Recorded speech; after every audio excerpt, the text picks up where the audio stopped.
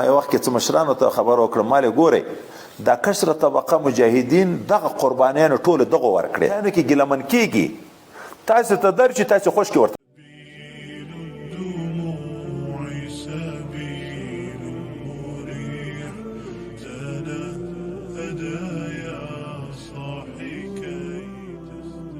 خپل مرګري ګیلمن وو ګورئ په دومره شفقت په اطمینان په تسلي باندې یې ور پوه کړه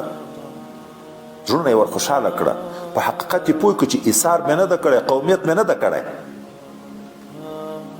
ما یو وخت کې څه مشرانو ته خبر وکړم ما ویل ګورئ دا کشره طبقه مجاهدین دغه قربانیانو ټولو دغو ورکړې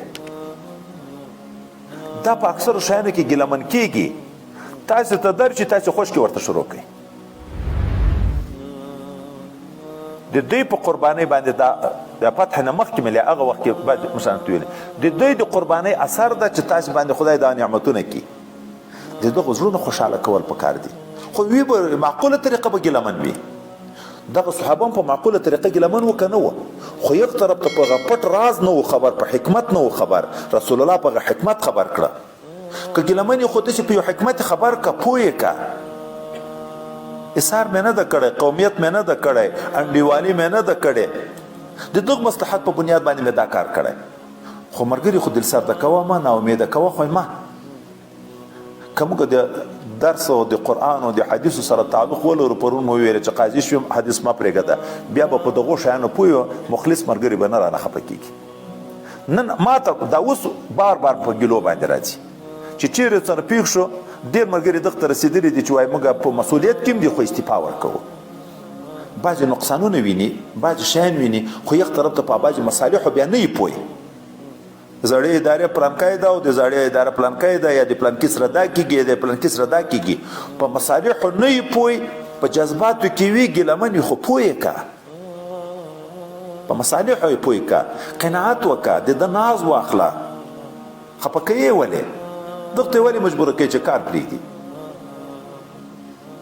ګټلی کار بیرته خدای نه خسته د لاس نه وځي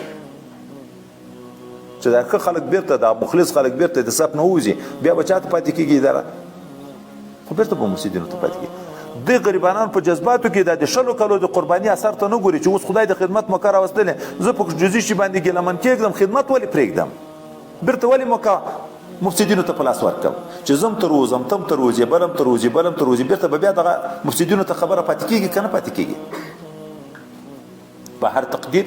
اصل موجود د موږ دغه ځای ته باید وګورو ګورې وایي هغه چې منافق و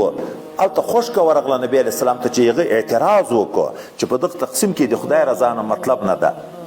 خو بیرته هم نبي علیه السلام صبر وکړو